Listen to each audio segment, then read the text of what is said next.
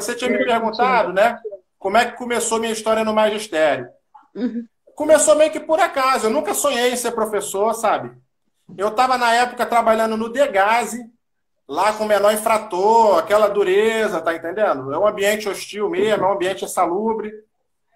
E acabou que teve um menor lá que, meio que sem querer, eu acabei alfabetizando o menino. A gente estava lendo o jornal e eu vi que ele estava lendo as figuras do jornal. Aí eu olhei para ele, ô menor, tu não sabe ler não? Aí ele, seu funcionário, eu só leio as figuras. Aí eu falei, tu lê figura, mas tu não conhece nem as letras? Aí ele, as letras eu conheço. Aí eu falei, então vem cá. Aí eu ensinei ele aí juntando as sílabas, né?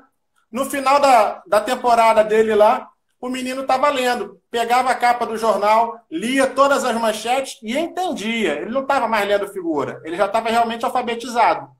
Aí aquilo ali me despertou um interesse, né? Eu tinha largado os estudos. Eu falei, pô, cara, eu podia voltar a estudar, podia fazer um concurso. Mas qual concurso eu ia fazer, né? Qual curso de graduação que eu ia fazer? Que eu comecei a fazer faculdade de informática e abandonei. Aí um amigo falou, Fabiano, por que você não faz matemática? Não tem aquela questão do menor que você ajudou a alfabetizar, você tem facilidade com matemática? Eu falei, é mesmo. E é um curso que vai me permitir concluir a graduação mais rápido para eu fazer os concursos de nível superior. Mas eu não pensava em ser professor, tá entendendo? Aquele menor que eu alfabetizei despertou uma centelha no meu coração. Mas eu não coloquei em prática de imediato. Eu queria fazer os concursos de nível superior para ser melhor remunerado, só isso. E estou lá estudando, aí trabalhando, fazendo a faculdade, e trabalhando lá no Degase com os menores infratores.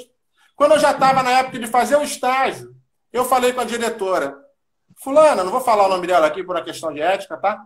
Fulana, eu não posso trabalhar na escola socioeducativa, não? Eu já estou em época de fazer estágio, eu posso até fazer estágio por aqui. Não, Fabiano, não pode. Ela tinha uma voz grossa, né, de meio de mulher-homem. Não pode. Você é muito grande, eu não posso dispensar você do pátio. Você tem que ficar no pátio, batendo cadeado. Aí eu falei, caraca, que decepção. Aí ali eu decidi que eu tinha que sair do Degase. E comecei a meter tudo que era concurso. Aí passei para a Prefeitura do Rio, passei para a Prefeitura de Niterói e passei para o Governo do Estado. Optei por ficar no Estado. Comecei a dar aula aqui assim, meio despretensiosamente, né? Cheguei na escola, a impressão que eu tive é que eu peguei as piores turmas. As piores turmas botaram na minha mão. Eu não sei se é porque eu era inexperiente ou se realmente as turmas que estavam sobrando eram as piores. Mas eu sei que eu cheguei na sala, estava uma zona, o pessoal tocando terror. Aí eu olhei, cara de mal, fiz cara de agente do Degase, né? Alô, vocês aí? Dei umas porradas no quadro, aí o pessoal sentou. E eu não sabia exatamente o que eu ia dar aula. Eu cheguei para a direção, na época não tinha currículo mínimo, né? Você não tinha nenhum norte. O que eles estão vendo agora na escola, atualmente? Aí a direção falou assim, não sei. Chega lá e dá qualquer coisa, Fabiano. É melhor do que nada. Eles não estão tendo aula de nada. Aí eu falei, eu não sei do que eu vou dar aula. Aí eu pensei, já sei, vou dar aula para eles de áreas. Aí eu comecei a passar para eles os conceitos de área, mas eu vi que a aula estava meio... Pessoal com cara de paisagem, né? Aí eu falei, cara, não adianta só eu dar o conteúdo e não explicar para que serve. Aí eu expliquei que você pode aprender a área, por exemplo, para saber calcular a quantidade de piso que você vai fazer na reforma da tua casa. Para não faltar piso e nem sobrar piso demais. Entendeu? Aí, a partir daí, eu falei, cara, eu não vou ensinar matéria nenhuma se eu não ensinar a aplicação prática. Então, sempre que eu dou uma matéria nova, eu procuro associar o conteúdo com a aplicação prática daquilo ali que eles estão vendo. Para eles saberem, pô, eu estou estudando isso aqui para quê? Aí eu comecei assim e é onde eu me realizo, sabe? Não é o meu melhor salário. Infelizmente, o professor não recebe a remuneração que deveria, né? Mas é onde eu me realizo profissionalmente, dando aula.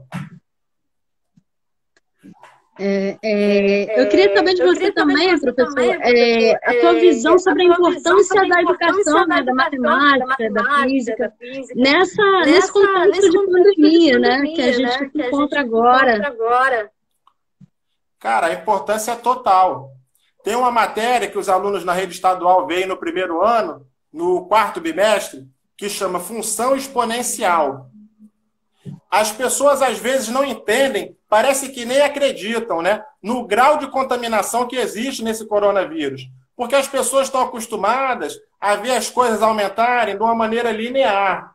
as coisas aumentam numa determinada proporção fixa.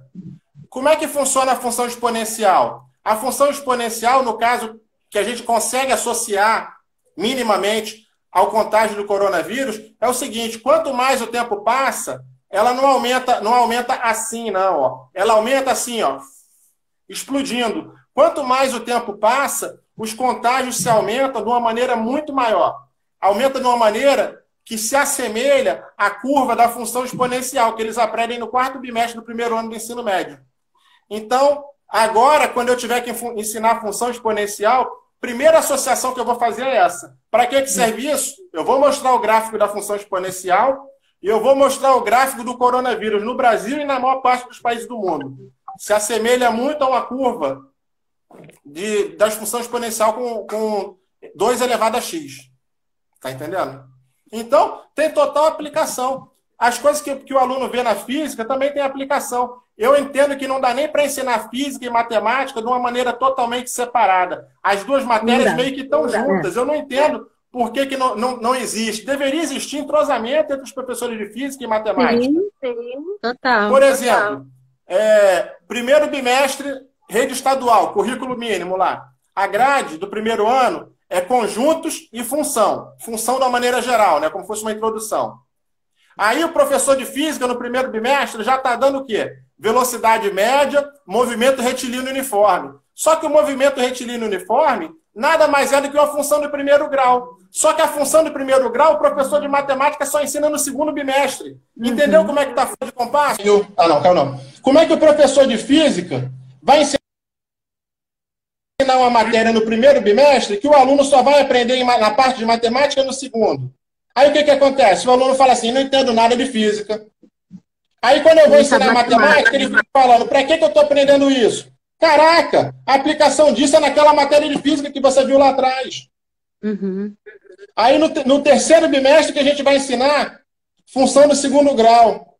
Onde é que eu aplico função do segundo grau? Você aplica a função do segundo grau no movimento acelerado, no movimento onde você tem aceleração, na equação horária da gravidade, por exemplo. Então você tem ali a função do segundo grau que o aluno ainda não viu. Está entendendo? Como é que fica isso? Fica descompasso. Aí o aluno aprende. Não é que o aluno não gosta. Não tem como ele gostar, porque ele vê as coisas todas separadas, ele não consegue juntar, nem tem a obrigação de juntar esse quebra-cabeça. A gente que deveria fazer essa junção do quebra-cabeça para eles, mas isso infelizmente não acontece, né? É verdade. É complicado. Realmente. São duas matérias irmãs, né? Codependente totalmente. É realmente um absurdo o fato de não haver esse entrosamento. Eu queria saber também de você, tipo, a questão do porquê a matemática, né? Essa sua escolha pela matemática. O que te levou até a matemática dentro da licenciatura? Então, eu nunca fui um excelente aluno de matemática, não. Principalmente até a oitava série. Até a oitava série eu era ruim, muito ruim. Eu já tirei até 0 em matemática. Quando eu vejo o aluno indo mal, eu falo: pô, você não gosta de matemática, né? Eu também não gostava, não. Eu já tirei 0. Tu já tirou 0 em alguma prova, de não acertar nada? A maioria nunca tirou 0. O professor sempre tirava 1, 2, meio, mas 0 mesmo, poucos que tiram. Eu fui um desses poucos que tirou 0.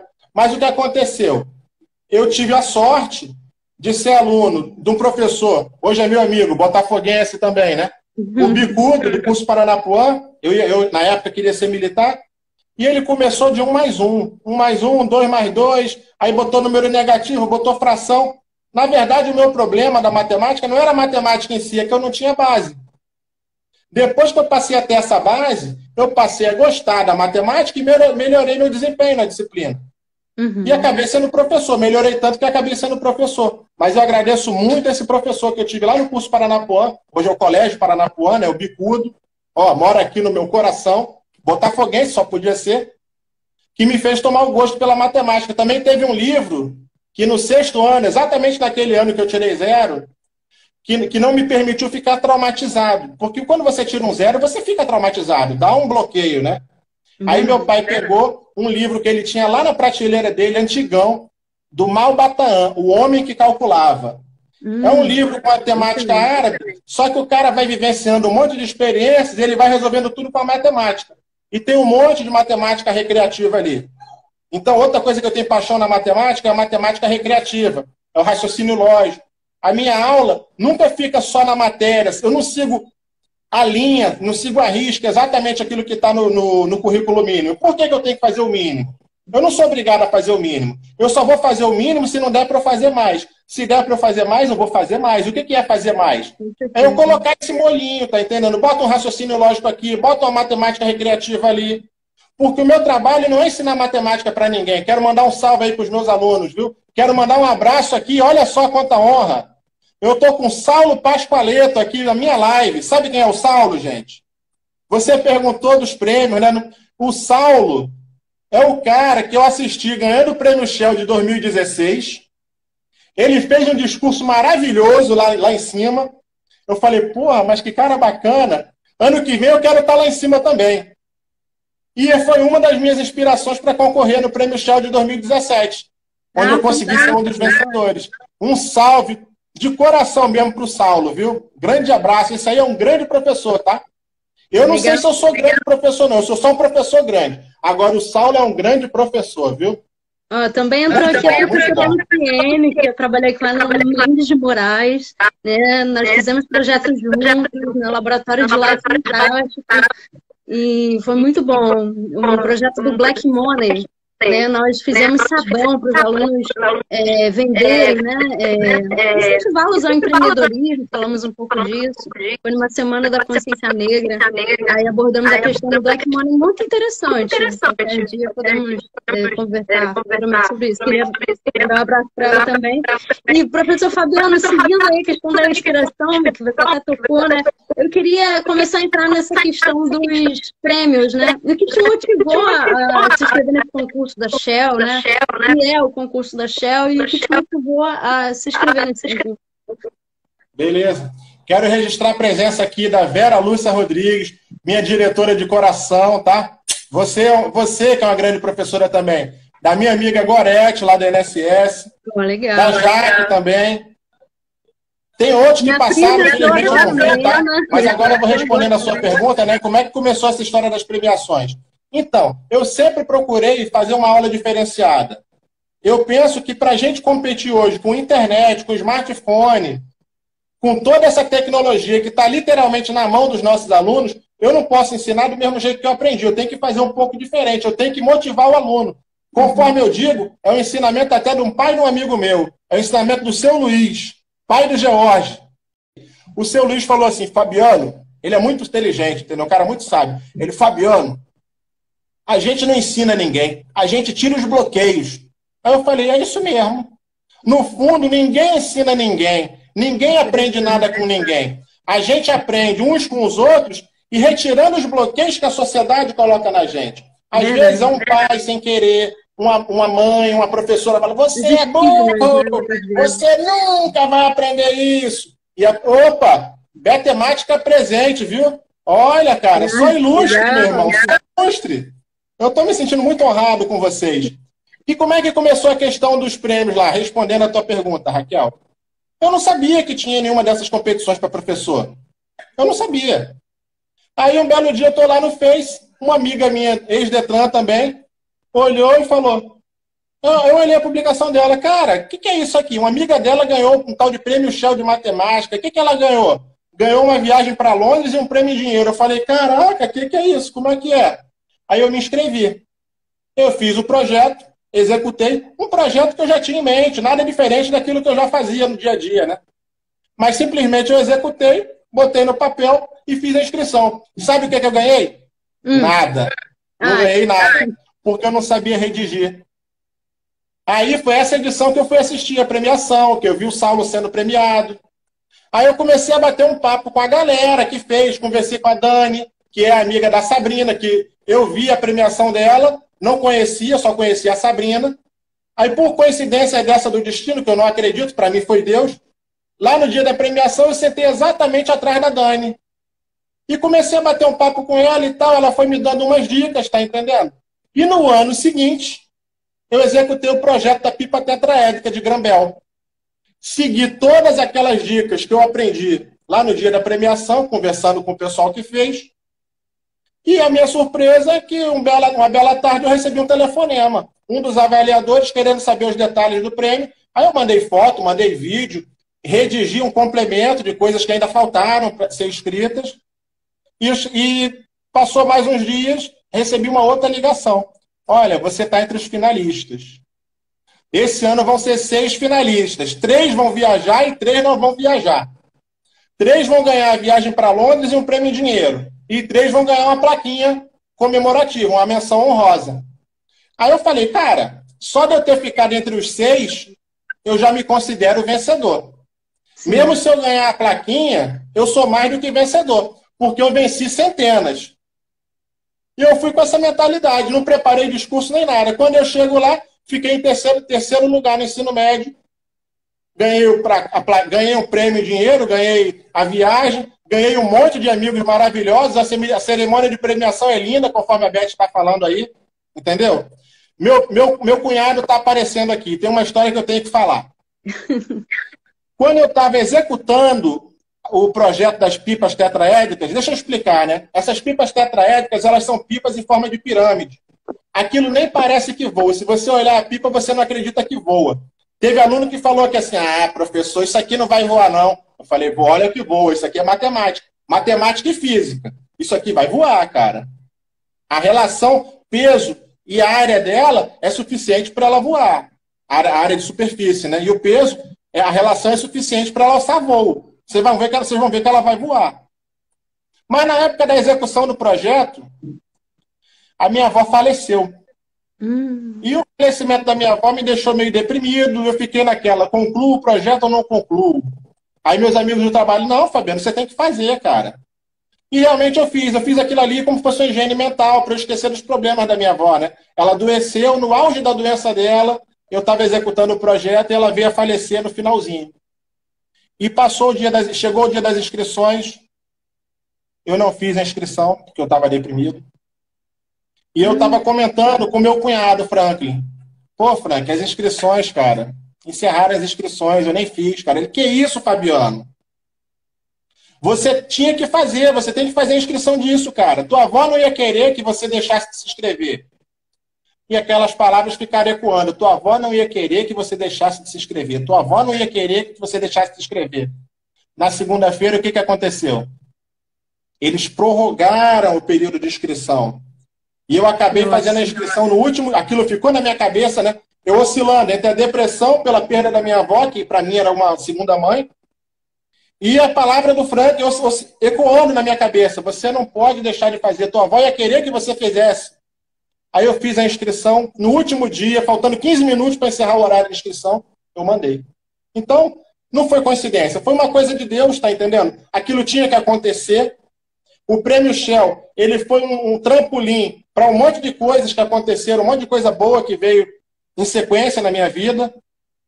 E também foi uma melhoria para a escola, porque, ao mesmo tempo, eu levei uns 15 alunos para a premiação, tá entendendo? Tinha aluno que nunca tinha tomado certas bebidas, nunca tinha comido as comidas chiques que tinha lá. Eu mesmo nem gosto muito, né? Mas eu acho que valeu. Olha, a Beth estava presente, você estava presente, Beth? Que legal. Entendeu? Os alunos perceberam que eles podem, cara, e que eles têm que acreditar neles. Sim. A pipa, eu não faço pipa para eles.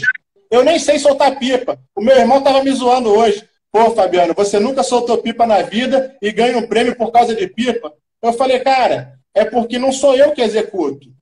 Eu só sou um mediador. Eu vou fazendo uma supervisão. Quem fez a execução toda do projeto foram eles. Eles pesquisaram até como que fazia a pipa. Eu falei, pô, esse projeto está se realizando sozinho. Sabe o que é o se realizar sozinho? É você deixar os alunos trabalharem, é você deixar os alunos se organizarem, é você deixar as coisas fluírem.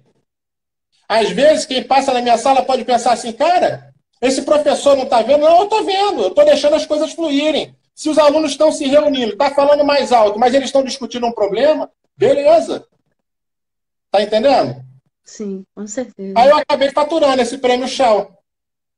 Certo. Fiz uma viagem para a Inglaterra. Tem uma coisa muito interessante também que eu não posso deixar de falar. Isso, eu ia te lembrar disso. Nós fizemos uma visita em uma escola que era tida como escola modelo, é tida como uma das escolas modelo lá dele. É uma escola que ela forma professores. O cara quer ser professor, o cara vai fazer um estudo de estágio naquela escola. Show! Desculpa, cortei você. Madonna, grande estudador da educação lá no Ceará. Lutador pela educação. Olha, só ilustre, hein? E eu cheguei lá e pensei, pô, eu vou chegar numa escola top de linha da Inglaterra, vai ter lousa eletrônica, vai ter o Diaba 4. Sabe o que tinha? Mesas e carteiras semelhantes às que tem na minha escola, professores semelhantes a nós, alunos não muito diferentes dos nossos. Para não dizer que não tinha nada a mais, eles tinham um bom laboratório de ciências, que também não é difícil de você montar. O laboratório de ciências até que não é caro para montar, só que tem que ficar constantemente adquirindo os insumos. Mas assim, não tinha bicho de 7 cabeças. Sabe o que eles tinham? Muita organização. Talvez a gente não tenha aqui uma cultura de planejamento educacional, mas não é planejar só na teoria, é planejar e executar. Eu vi mais Paulo Freire em ação lá nessa escola que eu visitei do que muitas vezes na nossa realidade educacional aqui no Brasil. A gente debate muito, discute muito Paulo Freire, todo mundo ama, eu inclusive, tá entendendo? Mas e na hora de botar em prática? Fazer discurso é mole. Se eu quiser, eu fico essa live inteirinha, mais um pouco, só falando do Paulo Freire. Já li os livros dele, faço citações de cor, tá entendendo? Mas na hora de botar em prática? Paulo Freire na teoria é lindo, mas o legal é você botar em prática. Eu seria um cara frustrado se eu chegasse na escola e não gostasse de dar aula. Tá entendendo? Eu faço questão de dar uma aula boa, porque quando eu dou uma aula boa, não é todo dia que minha aula é boa não, tá? Vamos ser realistas. Tem dia que você está meio para baixo, tem dia que você está cansado, tem dia que você está com problema. Mas eu me sentiria muito frustrado se eu chegasse lá e desse uma aula ruim. Por quê? Porque isso volta para mim. E quando eu dou uma aula boa, eu volto revigorado. Tem dias que eu trabalho muito, chego na escola cansado, mas eu tenho aquele retorno dos alunos, aí eu chego em casa e comento, pô, Fran, eu estava cansado, não deu nem vontade de ir para a escola. Mas eu cheguei lá, estou com outra energia, estou pronto até para dar aula de novo. Se eu tivesse que dar aula novamente agora, eu dava. Por quê? Porque é o retorno que nós recebemos. Verdade. Tudo aquilo que você dá, isso vale na matemática, isso vale na física. É a famosa lei do retorno. Aquilo que você dá, você recebe. Você pode chamar de lei da semeadura. Aquilo que você planta, você colhe. Tá entendendo? Aí, já que eu fiz o gancho, né? Eu sei que você ia me perguntar isso mais cedo ou mais tarde. Se você permite, eu vou me antecipar. Sim. O prêmio Paulo Freire. Ah, mas antes disso, eu queria te perguntar uma coisa. A questão do engessamento que a gente comentou. E eu acho que é importante tocar nisso. Então, isso é importantíssimo. Obrigado por me lembrar, Raquelzinha. Lembra no meu primeiro dia de aula que eu comentei aqui com vocês? A diretora falou, vai lá, Fabiano, dá o que você quiser, ensina a matéria que você quiser, eles estão sem aula mesmo. Então eu me senti livre para fazer a aula que eu quis. E eu sinto essa liberdade até hoje, já passei por N diretores. Todos eles dão liberdade para a gente. A Sandra me deu, a Cris me deu, o Valnei me deu, a Luciene me deu, a Vera me deu, o André me deu. Eu tive liberdade total de todos os diretores e diretores adjuntos que trabalharam comigo. E eles querem que a gente tenha essa liberdade, mas lá na escola Lempton, a gente até comentou, eu, o André, que também viajou lá junto comigo, a gente comentou, cara, eles têm uma estrutura boa, eles têm muita organização, mas eles são tão engessados que eu não sei se a gente teria condição de desenvolver os trabalhos vencedores nessa escola aqui. Entenderam? Uhum. Então a liberdade, ela é uma faca de 2 gumes. Se você tiver liberdade demais, você pode ter tanta liberdade que não vai fazer trabalho nenhum que faça diferença. Trabalhar, todos nós trabalhamos, né? Mas se você tiver liberdade demais, você acaba fazendo de menos. Mas se você não tiver liberdade, você acaba também não fazendo. Então o difícil é encontrar esse equilíbrio, né? Ainda mais num tempo onde se fala muito sobre inovação, né? premente uma questão aí de liberdade para que a criatividade de fato venha, né?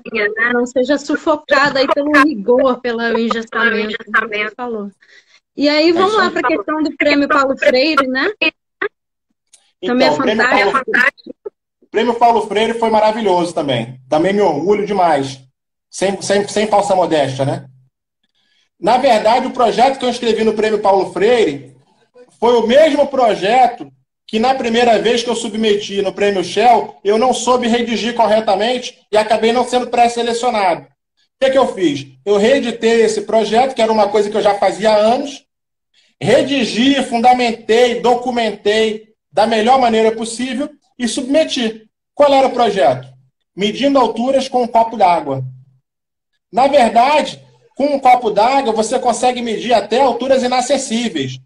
Aí eu chego com um copo d'água na sala de aula, mostro para os alunos, cheio d'água. Pessoal, e aí? Como é que a gente faz para medir o pé direito dessa sala, a altura da sala, usando esse copo d'água? Aí vem as respostas mais absurdas, né? Fabiana, minha amiga de infância. Beijo para você, minha querida. Meu amigo de infância no Instagram, mas tem tempo que eu não vejo. Um prazer de ver aqui, Fabi. Um prazer. Então, vem as respostas mais absurdas. Tem um que fala que assim, bota um copo em cima do outro até chegar no teto. Mede o copo, depois vai tirando a medida com a mão até chegar no teto. Eu falei, não precisa nada disso.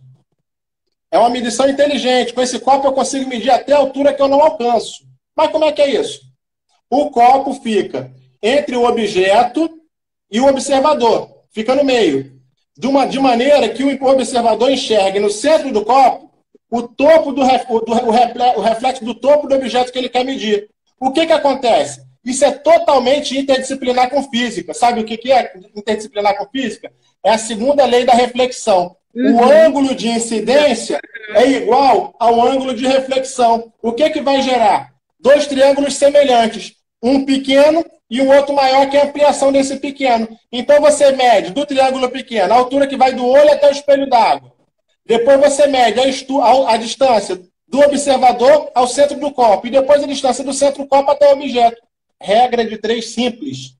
Você faz 2 continhas e descobre a altura do pé direito da sala, ou a altura de um prédio, ou a altura que você quiser. E os alunos ficam maravilhados, porque realmente funciona. Se eles tirarem as medidas todas certinhas e fizerem as contas corretas, como resposta ele vai descobrir a altura que ele quer medir. Tá entendendo? Funciona lindo, funciona muito lindo, cara. Funciona muito lindo. Depois eu vou colocar lá no meu Insta, hoje ainda. Hoje não é quinta, né? É sexta, não é TBT. Hoje é FBF, Flashback Friday, né? Vou botar um TBT de sexta-feira. Eu vou botar um videozinho que a gente fez das pipas tetraédricas, é um videozinho das pipas sendo construídas e das pipas voando. Tá legal? E vou procurar alguma coisa do medindo altura com copo d'água, para vocês verem também como é que é. Acho que eu vou botar até o esqueminha lá. Quem quiser ver, tiver outras pessoas que quiserem aplicar, não tem problema, tá? Por favor, só citem a fonte. A pipa tetraédrica não é invenção minha. Quem inventou foi um cara chamado Grambel, muito tempo atrás. E tem muitos outros professores que também fazem pipa tetraédrica. Não sou só eu, não. Agora, a medir altura com copo d'água, esse aí o copyright é meu, tá? Esse aqui é o papai que fez 100%. Tá bom? E tem outro projeto também, Raquel. Acho que dá pra gente falar. É o desafio 4x4. Sim, vamos entrar nele já, então. Vai lá. Vamos que vamos. Posso falar já? Pode. Tempo. O desafio 4x4 é o seguinte. Os alunos... Eu pego um grupo de alunos da escola, tem que ser alunos interessados, alunos que de alguma maneira se destacam. Não precisa ser nem necessariamente notas altas, não. Mas de alguma forma esses alunos se destacam. E a gente monta uma equipe. Essa equipe, o que é? Eles têm que montar uma espécie de uma escuderia. Eles fazem a marca, fazem o logotipo da empresa, eles têm uma pessoa que é do marketing, eles têm um ou dois que é para engenharia, eles têm um que é gestor, tem um outro que é do design. E eles pegam um carrinho de controle remoto, que é esse aqui, ó. Tá vendo o carrinho? Eles desmontam essa carroceria aqui todinha, ela já está parcialmente desmontada. Mas eles desmontam todinha. Em cima dessa carroceria, eles vão colocar uma placa programável, é um circuito que a gente está usando o Arduino. Esse Arduino, ele leva sensor de inclinação, leva sensor de luminosidade, para na hora que o carrinho entrar no túnel, ele acender o farol. Na hora que o carrinho se inclinar, ele tocar uma buzininha. E isso é programado, isso é programação, cara. Isso é programado em linguagem C++. Coisa linda, coisa linda. Fantástico. E os alunos aprendem, Fabiano? Olha, pior que aprendem. O Diego, né? Queridíssimo, Diego Júnior. O Diego, no começo do projeto, ele pesquisou na internet, pegou livro meu da época que eu fazia faculdade de informática. Eu sei que com 15 dias ele sabia... Eu conheço programação, mas eu não conhecia o Arduino. Ele já sabia mais de Arduino do que eu. Aí eu falei, pô, não posso ficar para trás do Diego, né? Aí eu corri atrás com o meu cunhado Franklin, que também saca muito de Arduino. Franklin é muito inteligente. E fui correndo atrás na internet também, né, para poder ficar pelo menos no mesmo nível. E aí a gente está desenvolvendo o projeto. Infelizmente, a patrocinadora retirou o apoio, né? É a Land Rover que patrocinava. Eles retiraram o apoio. Mas, então as finais mundiais não estão garantidas. Mas a gente vai fazer a nossa final aqui. A nossa final Brasil está garantida. Até o final do ano a gente vai conseguir, se Deus quiser.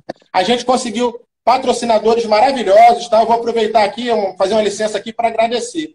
Quem apoia a educação tem que ter todo o nosso respeito e consideração. Então, eu vou falar o nome das empresas sim, ninguém me pediu, não é jabá, mas eu faço questão de falar o nome das empresas aqui, dos principais patrocinadores, né? Porque eu acho que merece. Agradeço muito. TIS Locação é um patrocinador master que a gente tem aqui, viu? Realmente eles foram muito generosos, eu agradeço de coração, agradeço em nome de mim, em meu nome, agradeço em nome da escola e principalmente em nome dos alunos, tá? Que estão sendo muito beneficiados por essa generosidade. Agradeço também cadê o nome? Até anotei aqui. Ao restaurante Árabe Carioca. Inclusive eu vou fazer uma visita, viu? É o melhor árabe da Tijuca.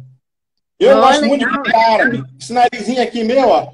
Eu não sei não, mas de repente eu tenho uma ascendência árabe. Agradeço muito o pessoal lá do Árabe Carioca, tá? De coração, com certeza. Agradeço também, ele já tá aqui na tela, ó, tá botando o cifrãozinho aqui na tela. Eu nem sabia que eu ia citar o nome dele, eu de repente sabia, né? Ah, sumiu, né?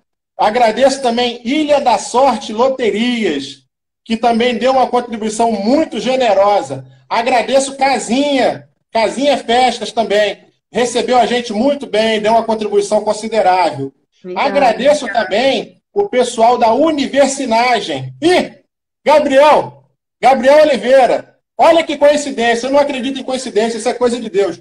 Eu estou fazendo, Gabriel, o agradecimento aos nossos apoiadores. A Universinagem não apoiou a gente com dinheiro, não. Sabe com o que eles apoiaram? Com um orçamento baratinho. Eles fizeram um orçamento que estava dentro da nossa possibilidade de aquisição. O que, gráfica? Eu já tinha pesquisado antes, nem falei isso para você, né, Gabriel? Eu já tinha pesquisado antes umas 3 ou 4 organizações que fazem impressão 3D. Todos eles com preço lá em cima que a gente não ia ter condição. Não ia ter condição.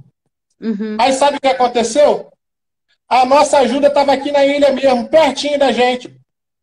Pesquisei a Universinagem. Olha o trabalho que eles fizeram aqui da carroceria. Ó, show de bola. Olha isso aqui. Custo mínimo, tá? Custo mínimo. Essa carroceria aqui, ela vai ser montada nesse carrinho, ó. Olha como vai ficar. É um 4x4 e ele ainda vai passar por uma pista de obstáculos. Esse projeto ele tem interdisciplinaridade com um monte de coisa. Física eu não vou nem falar, né? Porque você tem o atrito, você tem o centro de gravidade, você tem o arrasto, você tem muita coisa. Você tem o ângulo de inclinação, você tem um monte de coisa que afeta a física desse carrinho e o desempenho dele. Você tem as rodas também. Física eu não vou nem falar porque já está muito na cara. Mas envolve arte, Fabiano. O design da carroceria ele não deve ser apenas funcional, também deve ser esteticamente agradável. O design do logo é arte pura. Envolve língua portuguesa. Por que envolve língua portuguesa, Fabiano? porque eles têm que fazer um portfólio, eles têm que fazer um documento, escrevendo todos os passos que aconteceram no projeto, apresentando o projeto para os jogadores. Envolve inglês, porque as normas vieram todas em inglês, a gente precisou traduzir.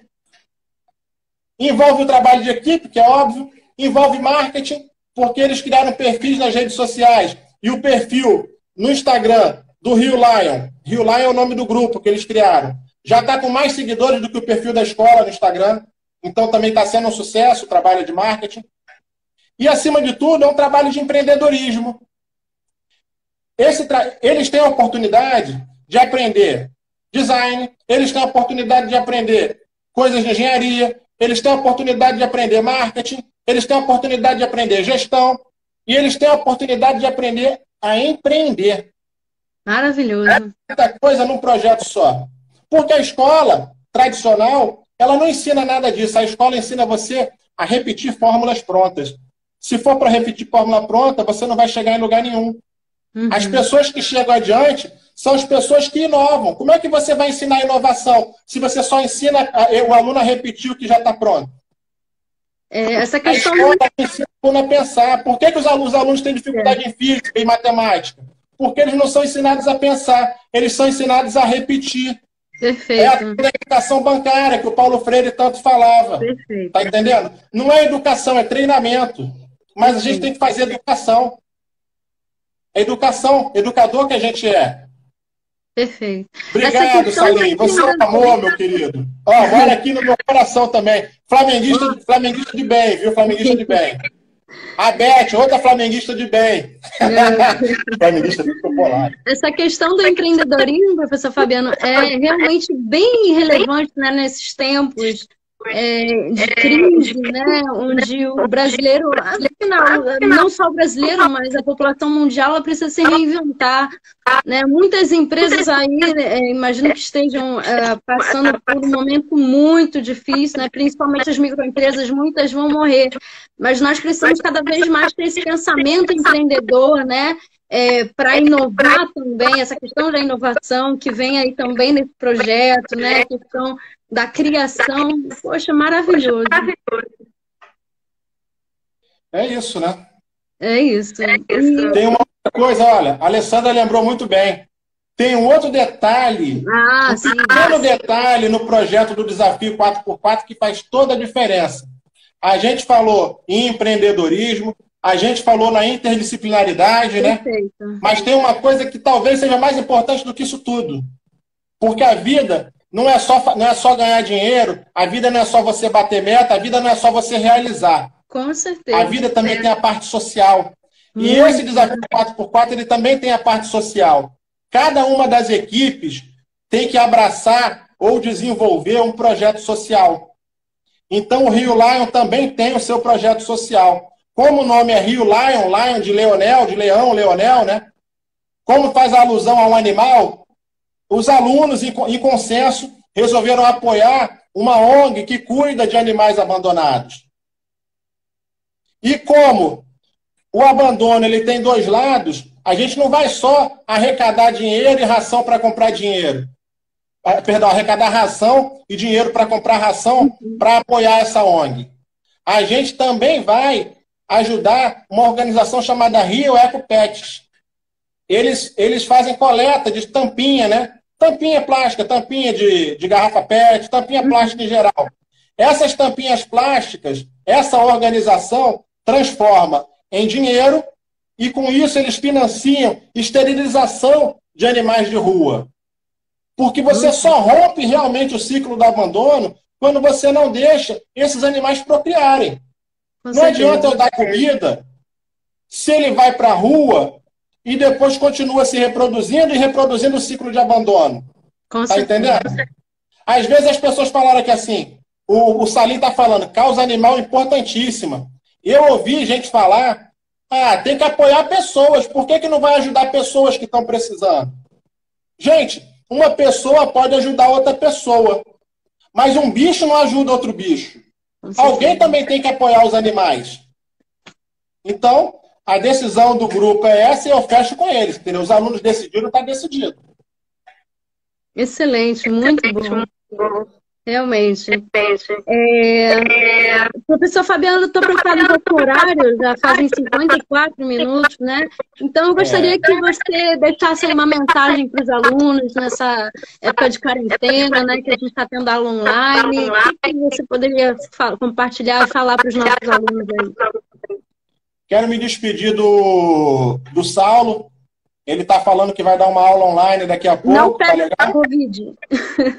Olha, se animal pega Covid, essa pergunta é para a área de biologia. Não pega, é biólogo, não pega não. Não pega Covid. Aliás, eles estavam fazendo um estudo lá, parece que identificaram um tigre em um país lá fora com sintomas de Covid. Mas não foi confirmado isso. Então, a informação que a gente tem é que o animal ele não pega Covid. Se ele pegasse, o vírus fica no pelo, né? O vírus fica ali no pelo, aí só dá uma limpadinha. Então, é recomendado que você limpe as patas do seu animal, né? Quando for passear, você limpa as patas do seu animal quando voltar, passa um paninho com água, né? Cuidado com os abrasivos, não passa nada abrasivo. Paninho com água e sabão, faz ali uma asepsia, depois seca, né? Para não ficar molhado aqui. Mas ele não é capaz de transmitir assim, do organismo para o ser humano. Enfim, não abandonem seus animais por causa disso. Pelo amor de Deus. Tem controvérsias, hein? Tem controvérsias. O Saulo falou aqui que gato pode pegar sim. Não, tem uma coisa muito nova, tá entendendo? Eu acho que não tem nenhum consenso científico ainda. Até então, não sei não. Desconheço isso. Então, gente, a gente está indo já quase para 60 minutos de live, viu? A gente está indo para 60 minutos. Quando dá 1 hora, não adianta. O Instagram derruba. Então, antes deles derrubarem a gente, que falando de você, rapaz. Olha o Carlinho. Estão falando de mim? Se falasse de você, Carlinho, tu sabe qual era o bicho. Eu nem vou falar qual era o bicho que eu ia falar, viu? Para não pegar mal aqui publicamente. Mas então, eu quero agradecer a presença de todos vocês, viu? Quem ficou do começo ao fim, mais ainda. Quem ficou só um pouquinho, também valeu, tá? Agradeço mesmo. Eu estava com o maior receio de fazer a live e só ter 5, 6 gatos pingados. Mas eu tive o dobro da audiência de políticos que eu vi fazendo live hoje. Então, eu acho que a gente pode acreditar na educação. Eu acho que as pessoas apoiam a educação muito mais do que parece, viu? Eu agradeço mesmo. A presença de vocês nessa live é combustível pra gente, não é não, Raquel? É combustível. Com certeza. Vamos fazer mais lives aí pra frente. Com certeza. Valeu. E a tua mensagem para os alunos? Para os alunos, eu quero deixar meu agradecimento, mas eu quero deixar um recado, viu? Estuda agora para vencer quando a epidemia acabar. Tá todo mundo em casa. Tem gente que está usando bem o tempo e tem gente que só está vendo série da Netflix, só está vendo vídeo, só está perdendo tempo. Você tem que saber administrar. Você tem 2 caminhos. Você tem um caminho fácil e você tem um caminho difícil. O caminho fácil te leva para lugar nenhum. O caminho difícil pode te levar para algum lugar. O meu me levou para Londres. O seu caminho, só você e Deus que vai saber. Eu recomendo que você vá pelo caminho difícil, porque o caminho fácil, o final dele não costuma ser legal. Então aproveita essa pandemia, pega um pouquinho do seu tempo, não pega o tempo todo não, senão você fica maluco. Pega um pouquinho do seu tempo e dedica para o estudo, que você não vai se arrepender. Enquanto você está jogando teu tempo fora, tem gente lá que está estudando e passando à sua frente nessa corrida da vida, tá bom? O recado é esse. Obrigada, professor Fabiano. Muito obrigada por conceder essa entrevista na nossa aula. Foi show de bola. Poxa, eu te admiro pra caramba já. Né? E vamos lutar aí por mais projetos pela educação, né? Essa empolgação, realmente gerar essa paixão, esse amor pelo conhecimento nas pessoas, né? Que na nossa sociedade a gente sente muita falta disso. Né? Essa paixão, essa vontade de lutar pela educação. Raquel, sou eu que agradeço a oportunidade. Na verdade, essa live ela foi toda idealizada pela Raquel aqui em cima, viu? Ela que deu a ideia, ela que deu aquele empurrão, eu só fui no embalo. Tem esse teu maravilhoso aí. Agradeço muito pela ideia, pelo apoio, agradeço a galera que está aqui também, viu? Ó, aí, fogão.